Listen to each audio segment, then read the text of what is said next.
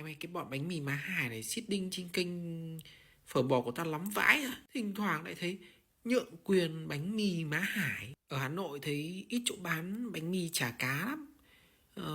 Ta thấy ngon nhất là cái hàng ở Nguyễn Văn Tuyết.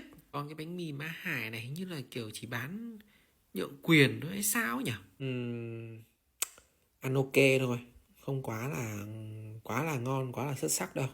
Cái đặc biệt của món này đấy là cái dưới cái nước mắm chua ngọt vào ấy.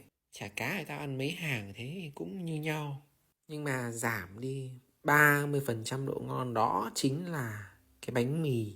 Đã hiểu kiểu gì tao ăn mấy hàng bánh mì chả cá đều gặp phải cái tình trạng như thế.